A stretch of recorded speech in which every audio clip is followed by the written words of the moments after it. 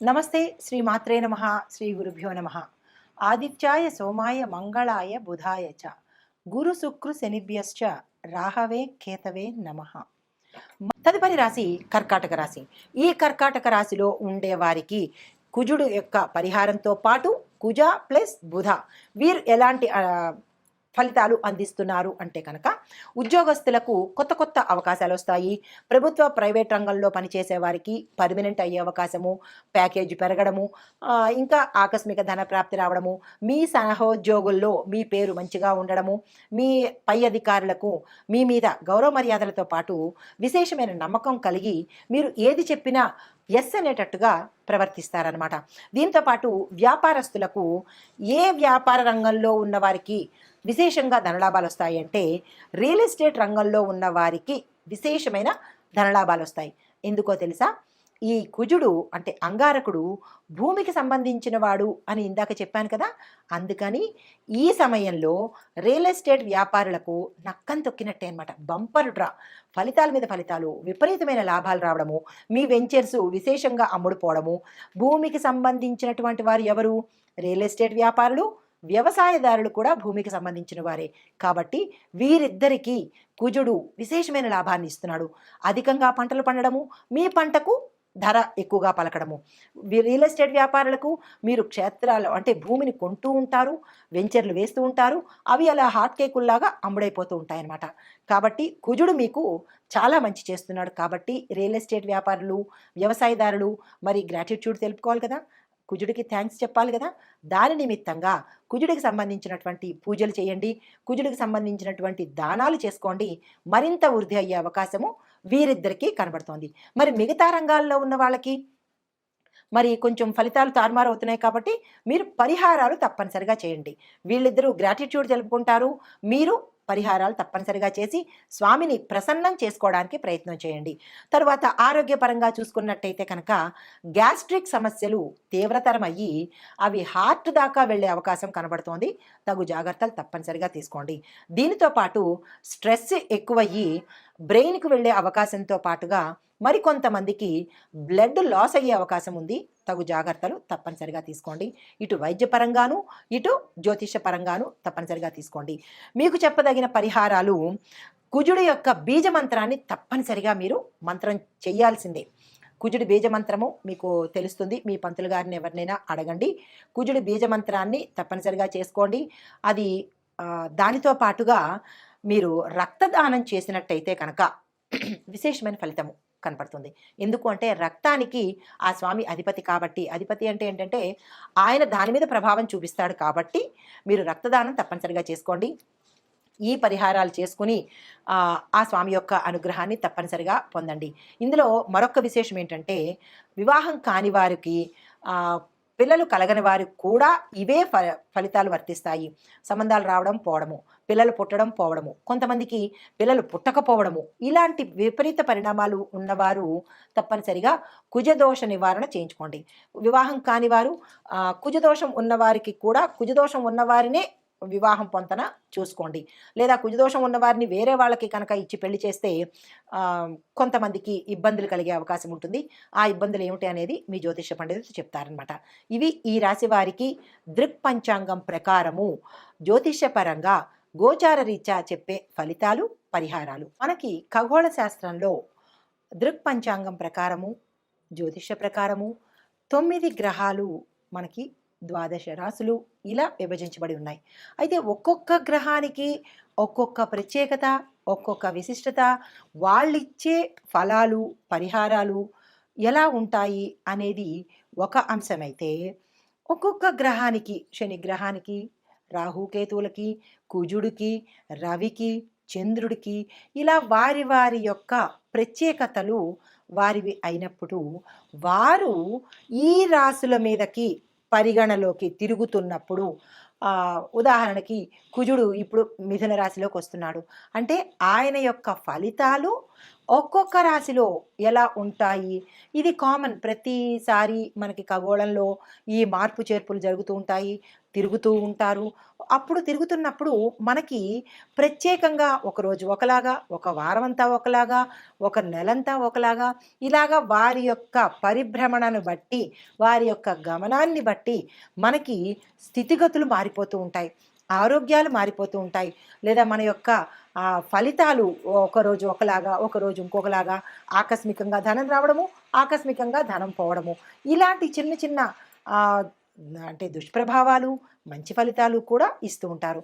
అందులో భాగంగా ఇప్పుడు ప్రస్తుత అంశము కుజుడు మిథున రాశిలోకి ప్రవేశించేటప్పుడు ఎలాంటి ఫలితాలు ఇస్తున్నాడు, అది మేషాది ద్వాదశ రాశుల వారికి ఎలా ఉండబోతోంది అనే దాన్ని చెప్పుకునే దానికి ముందు కుజుడు అనేది ప్రత్యేకమైన గ్రహం అనమాట.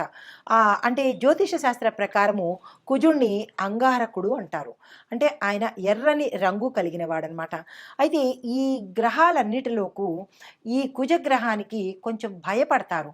ఎక్కడ భయపడతారు అంటే ఆరోగ్యరీత్యా కొంతమందికి ప్రభావాన్ని చూపిస్తాడు.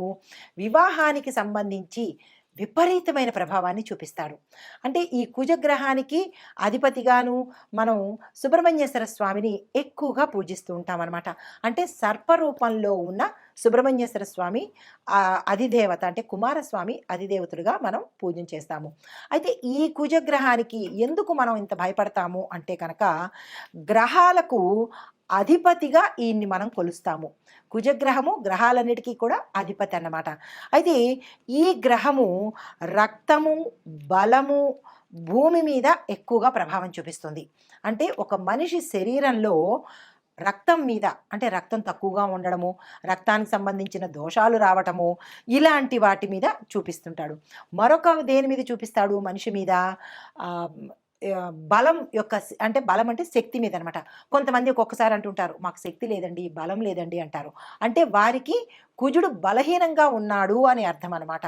అంటే బలం లేకపోవడము, రక్తహీనత రావడము, అది వైద్య పరిభాషగా మనం ఏమనుకుంటాము, రక్తహీనత, ఐరన్ లోపము అనుకుంటాము. ఆధ్యాత్మిక పరంగా చూసుకున్నట్టయితే కుజుడు కనుక ఎక్కువ ప్రభావం చూపిస్తే, కుజుడు దుష్ప్రభావాన్ని చూపిస్తే కనుక ఇటువంటి రుగ్మతలు రావడము, బలహీనంగా ఉండడము. అయితే ఇది మనిషి ప్రకారంగా. మరి భూమి మీద ఎలా చూపిస్తాడు అంటే కనుక భూమి బేట్లు వారిపోవడము, పంటలు సరిగా పండకపోవడము, వాతావరణంలో విపరీతాలు సృష్టించబడ్డము, ఇలాంటి వాటి యొక్క ప్రభావం కలిగింది అంటే అది తప్పనిసరిగా కుజుడి యొక్క పరిహారం, అంటే కుజుడి యొక్క ప్రవర్తన అని మనకి అర్థమవుతుందన్నమాట. అయితే ఈ అంగారకుడు తన దిశను మార్చుకుంటున్నప్పుడు కూడా ఇటువంటి ప్రభావాలు ప్రతి ఒక్క రాశి మీద కనిపిస్తూ ఉంటాయి.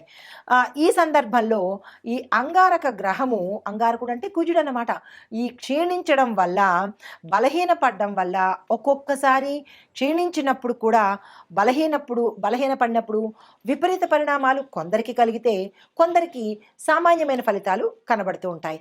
అయితే ఇలా జరిగినప్పుడు చాలామంది ఏమని అడుగుతుంటారంటే, మేము ఏమేం పరిహారాలు చేసుకోవాలి, మేము ఎట్లా ఉండాలి, మేము ఏం మార్చుకోవాలి అనే సందేహాలు మన ప్రేక్షకులకు కలుగుతుంటాయి. అయితే ఇప్పుడు ఈ ఏ సమయంలోంచి మనకి ఈ కుజుడు వచ్చాడు అనేది ప్రత్యక్షంగా నేను చెప్తాను. ఈ గ్రహ మార్పు అనేది ఎవరికి అధిపతి అంటే కుజుడు మేషరాశికి, వృశ్చిక రాశికి అధిపతి. ఇలా ఈ గ్రహాలన్నీ కూడా కొన్ని రాశులకు అధిపతి అవుతారు. ఇప్పుడు శనేశ్వరుడు ఉన్నాడు, మకర కుంభాలకు అధిపతి అనమాట. అలాగే కుజుడు మేషరాశికి, వృశ్చిక రాశికి కూడా అధిపతి. ఈ అధిపతులు అవ్వడం వల్ల ఒక రకమైన, అంటే వారికి ఫేవర్ చేస్తూ ఉంటాడు. ఎవరైతే ఏ రాశులకు అధిపతి అవుతారో ఆ రాశులకి ఫేవర్ చేస్తూ, అంటే ఫేవర్ అంటే మరీ ఎక్కువ ఫేవరిజం కాకుండా కొంచెం సులువు సూత్రాలు ఇస్తుంటాడు. అయితే మిగతా రాశుల వాళ్ళకి ఇవ్వడా అంటే మిగతా రాశుల వాళ్ళకి ఇస్తాడు, కాకపోతే వీరి మీద ప్రభావం ఎక్కువగా ఉంటుందన్నమాట. ఇంకొక పరంగా చూసినట్టయితే కనుక ఈ కుజగ్రహము గత సంవత్సరం అక్టోబర్లో 20వ తారీఖున, అంటే 2024 అక్టోబర్లో మిథున రాశిని వదిలేసి కర్కాటకంలోకి ప్రవేశించాడు. కర్కాటకంలోకి ప్రవేశించినప్పుడు ఆ గ్రహస్థానము ఆ ఏడాదంతా ఉంది. అంటే అక్టోబరు, నవంబరు, డిసెంబరు, జనవరి వరకు ఉంది. జనవరి 21 నుంచి మళ్ళా తన స్థానాన్ని మార్చుకొని 25 అంటే 2025 ఇప్పుడు ప్రస్తుతం అన్నమాట. జనవరి 21 నుంచి మళ్ళా మిథున రాశిలోకి వచ్చేశాడు. మిథునంలోకి కర్కాటకంలోకి వెళ్ళి మళ్ళా రివర్ట్ అయ్యి మళ్ళా మిథునంలోకి వచ్చాడనమాట. ఈ మిథునంలోకి రావడం వల్ల ఎటువంటి పరిణామాలు చోటు చేసుకుంటున్నాయి, వెళ్ళినవాడు మళ్ళీ వెనక్కి తిరిగిపోయాడు, ఆ తిరగడం వల్ల ఏమైంది, ఎలాంటి పరిణామాలు చోటు చేసుకుంటున్నాయి అనే అంశంలో కనుక మనం చూసినట్టయితే ఈ విషయాన్ని పరిశీలించేదానికి ముందుగా మీకు ఒక చిన్న విషయం చెప్తాను. అదేంటంటే కుజుడు బలహీనంగా ఉన్న వారిలో ఏమిటి లోపాలు మనకి మన వ్యక్తిగతంగా పరిశీలన చేసుకోవచ్చు. అది ఎలా పరిశీలన చేసుకోవాలి అనేది ఒక్కొక్క పాయింట్ చెప్తాను, వినండి. మనలో ఆత్మవిశ్వాసం పోతుంది. అంతవరకు కాన్ఫిడెంట్గా ఉంటాం. ఎస్, నేను ఏదైనా చేయగలను అని కాన్ఫిడెన్స్ ఉంటుంది. ఎప్పుడైతే కుజుడు బలహీనపడ్డాడో అప్పటి వరకు బాగున్న వాళ్ళు ఏమంటారు, నేను ఈ పని చేయలేను, నేను చాలా బలహీనంగా ఉన్నాను, నాకు అసలు బాగోలేదు, నేను చేయగలనా అని ఒక నిరాశలోకి వెళ్ళిపోతారనమాట. అప్పుడు మనం ఏం గ్రహించుకోవాలి, ఓహో కుజుడు బలహీనపడ్డాడు అని ఒక చిన్న ఇండికేషన్ అనమాట. దీనితో పాటుగా ఏమిటి, తొందరగా అనారోగ్యం పాలైపోతారు. రెండో పాయింట్, ఫ్రీక్వెంట్గా హెల్త్ ఇష్యూస్ వస్తుంటాయి, జలుబు దగ్గులు ఇలాగ ఏవేవో హెల్త్ ఇష్యూస్ వస్తుంటాయి. అలాంటప్పుడు కూడా మనం ఏం గమనించుకోవాలి, కుజుడు బలహీనపడ్డాడు అనే అంశాన్ని పరిశీలన చేసుకోవాలి. మూడో పాయింట్ ఏంటంటే, ఏ నిర్ణయాలు తీసుకోవాలన్నా తటపటాయిస్తుంటారు. అది ఎవరైనా విద్యార్థులు కావచ్చు, ఎవరైనా మనిషి ఏదైనా నిర్ణయం తీసుకోవడానికి పదే పదే ఆలోచిస్తుంటాడు. మనం కూడా ఏమనుకుంటుంటాం, ఇది చెయ్యాలా వద్దా, వద్దులే అని కాసేపు, లేదు తప్పనిసరిగా చెయ్యాలి అని మరుక్షణం అనుకుంటాం. మళ్ళా ఏమంటారు, వద్దులే అని డైలమాలో సందిగ్ధంలో పడతారు. అలాంటప్పుడు మనం ఏమనుకోవాలి, ఇది ప్రతి ఒక్కరికి ప్రతి జీవితంలోనూ అనుభవంలోకి వచ్చిందే, కావాలంటే మీరు చెక్ చేసుకోండి. అప్పుడు మనం ఏమనుకోవాలి, కుజుడు మనకి బలహీనపడ్డాడు అని మనం వెంటనే గుర్తు తెచ్చుకోవచ్చు. ఇది మూడో పాయింట్.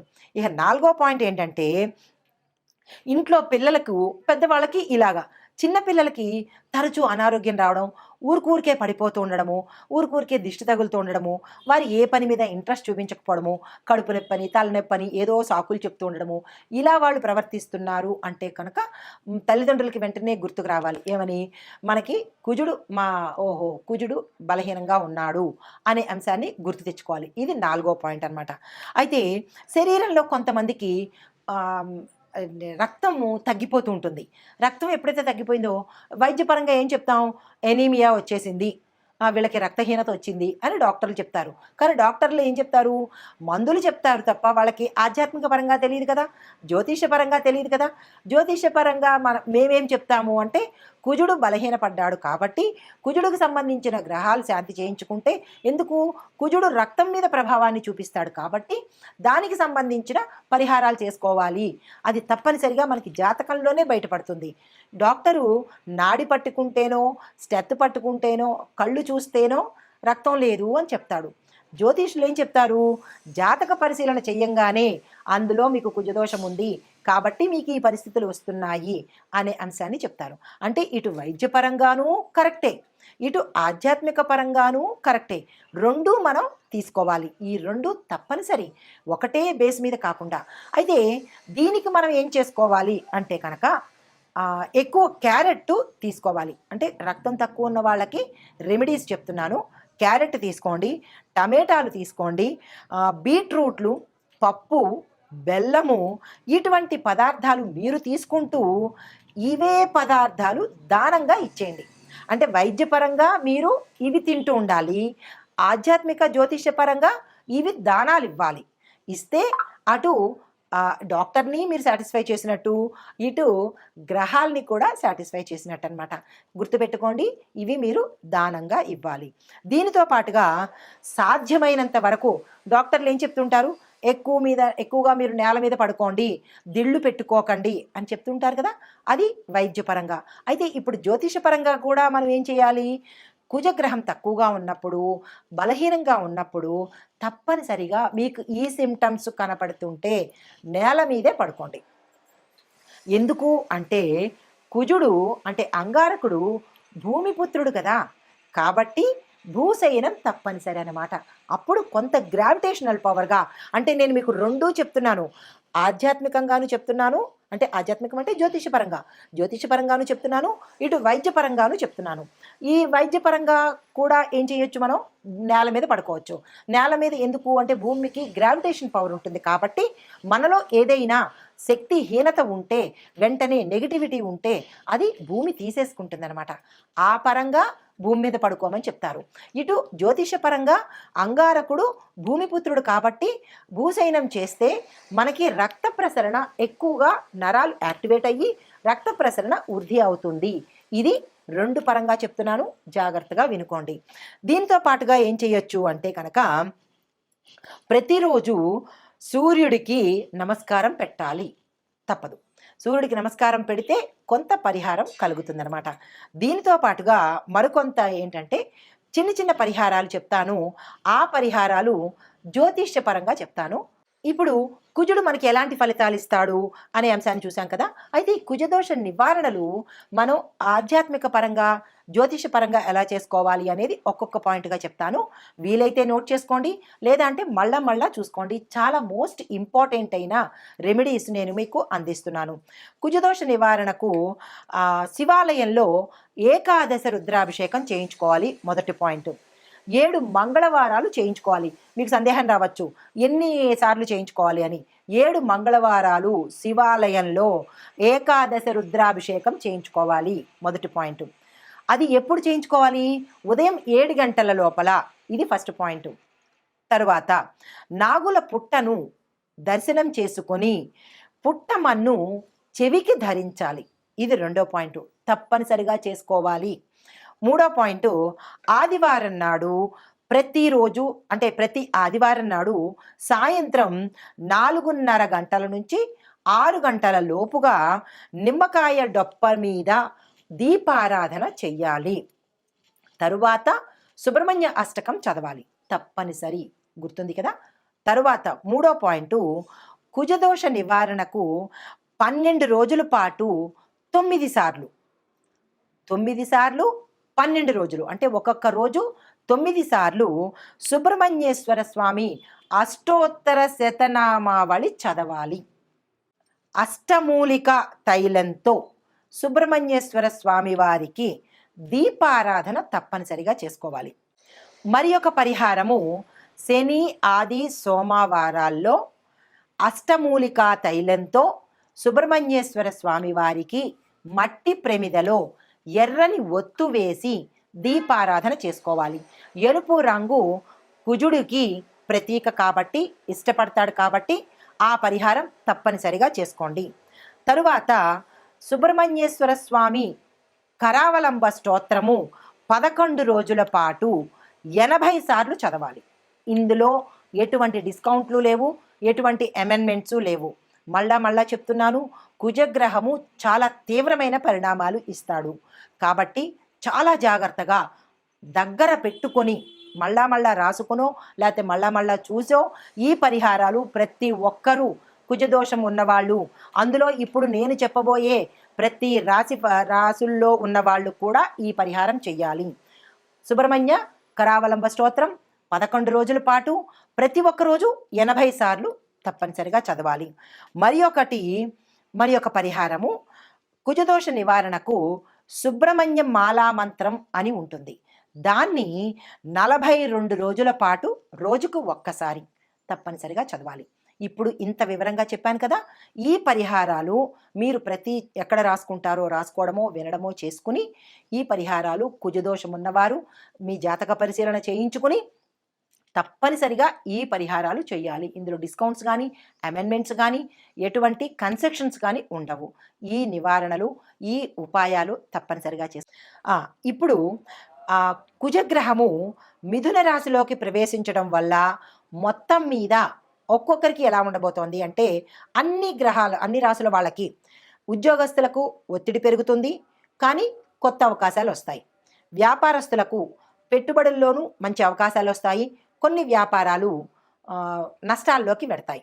ఆరోగ్యపరంగా చూసినట్టయితే శస్త్రచికిత్సలు జరగడము, హృదయానికి, లంగ్స్కి ఆ తర్వాత జీర్ణ వ్యవస్థకు, ఇలా మేజర్ పార్ట్లకు ఇబ్బంది కలిగే అవకాశం ఉంది. అది జాగ్రత్తలు తీసుకోండి.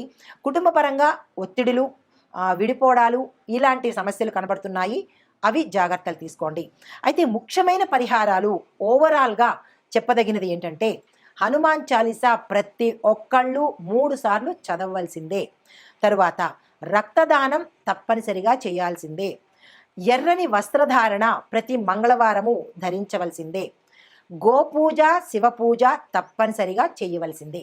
ఇవి ఓవరాల్గా ఈ పరిహారాలు కుజ ప్రభావ సంబంధిత దోషాలు ఉన్నవాళ్ళు తప్పనిసరిగా చేయించుకోవాలి. ఇది మరీ చెప్తున్నాను. ఆ దిశగా మీరు ప్రయత్నం చేయండి. నమస్తే.